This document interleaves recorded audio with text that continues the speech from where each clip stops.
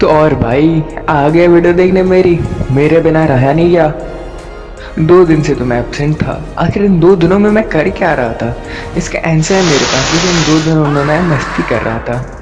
2 दिनों में तो कोई कमेंट्स आए नहीं, कोई सब्सक्राइबर बढ़ा नहीं, थोड़ा डीमोटिवेट हुआ। लेकिन फिर मोटिवेशन पता नहीं कहाँ से भर आई, और फिर आपके लिए मैं वीडियो बनाने चला आया, क्योंकि आप ही हो तो मैं हूँ। अभी तो 6 सब्सक्राइबर्स हैं, अब देखते हैं आगे ज़िंदगी में कितने होते हैं। देखो, आपका टाइम मैं ज़्यादा वेस्ट करूँगा नहीं। सिंपल सा आज का टॉपिक है कि चाइना 1970s में कैसा था और आज कैसा है। इंडिया 1970s में कैसा था और आज कैसा है। और ये शायद से 2 से 3 एपिसोड्स में डिवाइडेड होंगे, और छोटे छोटे एपिसोड्स होंगे जिसमें आपको बोरिंग भी नहीं लगेगा कि मैं पका रहा हूँ आपको। तो वीडियो पूरी देखना। अगर वीडियो अच्छी लगी तो नीचे जो सब्सक्राइब कर बटन है उसे दबा के ग्रे कर देना, कि ऐसे ही कंटेंट मैं हमेशा लाते रहता हूँ यार आपके लिए, केस स्टडीज़। तो चलिए अब अपने वीडियो को स्टार्ट करते हैं। देखो, 1970s में चाइना का हाल वैसा ही था जैसे अभी इंडिया का है। इंडिया का तो उससे बहुत अच्छा है। चाइना को उस वक्त एशिया की बीमारी कही जाती थी। अब एशिया की बीमारी कही जाती थी तो बहुत सारी प्रॉब्लम्स होंगी चाइना में।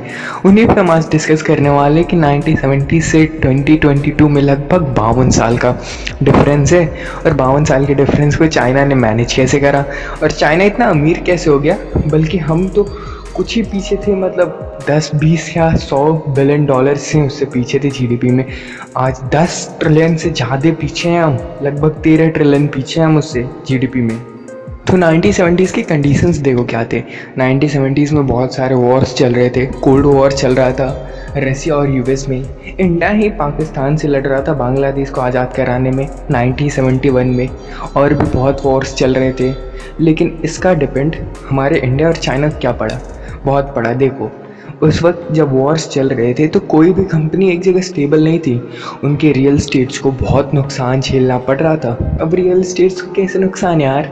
देखो, बॉम्ब्स गिरेंगे तो रियल स्टेट को नुकसान होगा ही भाई। घर टूटेगा, ज़मीन टूटेगा, मतलब ज़मीन नहीं टूटेगा, ज़मीन बर्बाद होगा, फर्टिलिटी ख़त्म होगी बॉम्ब्स से, या फिर कई लोग मारे जाएंगे। इसलिए तो यहाँ पे कंपनी स्टेबिलिटी नहीं थी। अब वहाँ से कंपनीज कहीं जाना चाहती थी, कोई स्टेबल लैंड देखना चाहती थी। तो उस वक्त चाइना बहुत स्टेबल था। चाइना किसी वॉर में इन्वॉल्व नहीं था 1971 में, देखना। और वहीं से चाइना ने अपने पास कंपनीज को बुलाया। अब ऐसे बुलाने पे तो आएगा नहीं कि भाई आ कंपनी आ। इस पे तो कंपनीज आने से रही। तो जानते हो उसने क्या कहा? उसने टैक्स फ्री कर दिया, एकदम से फ्री कर दिया। मतलब फ्री भी नहीं करा, लेकिन फ्री कर दिया। समझो कि एकदम ना के बराबर टैक्स दिया। और जो अमेरिका में उस वक्त कंपनीज़ को एक वर्कर हायर करने के लिए मान लो 2000 रुपये लगते थे, वही चाइना में 200 रुपये लगते थे। तो वर्कर भी सस्ते मिल गए, सेम क्वालिटी के वर्कर भी मिल गए। और जो 2000 में आप एक वर्कर हायर कर रहे थे, वैसे 10 वर्कर हायर कर लोगे। तो कंपनीज़ को बहुत ज़्यादा प्रॉफिट देखा चाइना में। तो चाइना में गए। और इंडिया में क्यों नहीं आया? तो चाइना ने केवल कंपनीज़ को बुला के टैक्स फ्री करके तो कंपनी को बुलाया नहीं होगा, बहुत कुछ करी होगी। तो उस वक्त ट्रांसपोर्टेशंस और कम्युनिकेशन बहुत अच्छा कर लिया था चाइना। उस वक्त फ़ोन्स वगैरह तो आए नहीं थे, लेकिन चिट्ठियाँ जो थी, चिट्ठियाँ भी वहाँ बहुत जल्दी पार्सल हो जाती थी। उस वक्त इंडिया में मान लो दिल्ली से मुंबई तक की चिट्ठियाँ जाने में महीने, 2 महीने, 3 महीने लग जाते थे। लेकिन उतना दूरी तय करने में चाइना में केवल हफ्ते या फिर 1.5 हफ्ते लगता था चिट्ठियों को। तो इस वजह से कंपनियों ने देखा कि चाइना में बहुत अच्छी चीज़ें हैं, जैसे इंफ्रास्ट्रक्चर से हो गया, कम्युनिकेशन से हो गया, तो इंडिया में हम घर करते हैं। और सॉरी, इंडिया नहीं, चाइना में अपना घर बनाते। चाइना ने लैंड भी बहुत कम दामों पे दे दिया, क्योंकि उसे पता था यार अगर कंपनी हमारे पास आएगी तो अनएम्प्लॉयमेंट जो है एम्प्लॉयमेंट में बदल जाएगा, और एम्प्लॉयमेंट बहुत बढ़ेगी, पैसा भी बहुत आएगा। कंपनियाँ हमारे मज़दूरों को पैसा देंगी तो अपने कंट्री की जीडीपी अपने आप हाई होगी। उसके बाद उसने वर्टिकल डेवलपमेंट कर दिया अपनी कंपनीज़ के आसपास। अब वर्टिकल डेवलपमेंट क्या होते हैं? ऊंची ऊंची बिल्डिंग्स बनाना, इन्हीं को वर्टिकल डेवलपमेंट कहते हैं। लेकिन अभी इंडिया हॉरिजॉन्टल डेवलपमेंट कर रहा है, मतलब एक लाइन में डेवलपमेंट कर रहा है कि पूरे एरिया का डेवलपमेंट हो जाए। लेकिन चाइना ने उस वक्त अपना वर्टिकल डेवलपमेंट किया कि भाई लैंड एरिया बहुत बड़ा था और बहुत कम जगहों पे ही लोग रहते थे, भले ही कितना पॉपुलेशन हो। तो ये यहाँ पे एक प्रॉब्लम थी चाइना में कि वहाँ वर्टिकल डेवलपमेंट ज़्यादा किया गया। आज आप शंघाई देख लो, बीजिंग देख लो, कितने ऊंचे ऊंचे बिल्डिंग्स हैं। लेकिन इंडिया में देख लो, उतने ऊंची बिल्डिंग्स देखने को नहीं मिलेंगे आपको जैसे शंघाई वगैरह में। तो अब कंपनियों को चाइना में जाके बहुत फ़ायदा होने लगा, बहुत प्रॉफिट होने लगा। जितना वो उस वक्त लॉस में जा रहे थे उतना ही चाइना में जाके उन्हें प्रॉफिट होने लगा। तो और अदर कंट्रीज़ क्यों चुनेगी, और अदर कंट्रीज़ चुनने से अच्छा वो चाइना को चुनेंगे। और ऐसे ही अदर कंपनीज़ के बढ़ती ग्रोथ को देख के, प्रॉफिट को देख के चाइना में और कंपनियाँ आने लगी और फ्री कंपनियाँ आने लगी।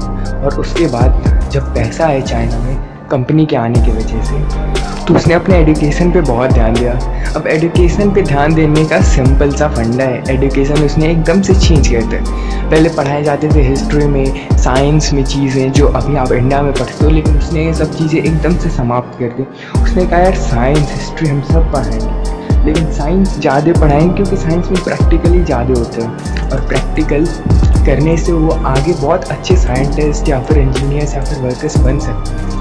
अब मान लो हमारे स्कूल्स में क्या होता है, साइंस में पढ़ाया जाता है टॉर्च कैसे वर्क करता है, तो हमने टॉर्च देख लिया, टॉर्च कैसे वर्क करता है, उसे प्रैक्टिकली नहीं देगा। तो वहाँ पे क्या होता है कि टॉर्च को बताते हैं कि भाई टॉर्च कैसे बनाओ, उसके बाद उसे प्रैक्टिकली दिखाते हैं, और फिर कहते हैं प्रैक्टिकली 1-2 बार प्रैक्टिस करो।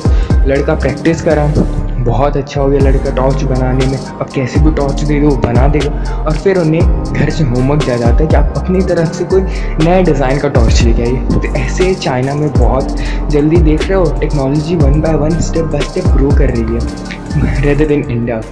तो चाइना का एजुकेशन सिस्टम इंडिया के एजुकेशन सिस्टम से बहुत अच्छा है, इतना अच्छा है कि कोई कंपैरिजन ही नहीं है चाइना और इंडिया में। और इंडिया के एजुकेशन सिस्टम अब 2023 से बदलने वाली है। अब देखो उस एजुकेशन सिस्टम में कितना चेंजेस होता है। अगर चाइना की तरह चेंजेस कर दें तो इंडिया में भी बहुत ज़्यादा स्किल लेबर बन जाएंगे।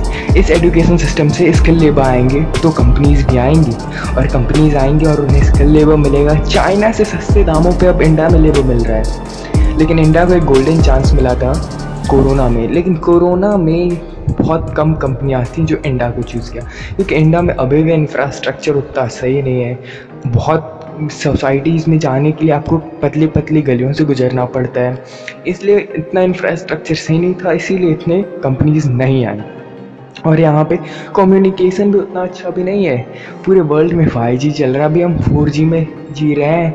5G कब का आ चुका है, 2018 का आ चुका है, लेकिन अभी हम 4G में जी रहे हैं। इतना लेट कम्युनिकेशन, भाई हमारे पास तो 4G भी बहुत लेट आया था, लेकिन तब भी कोई बात नहीं, हम जिएंगे।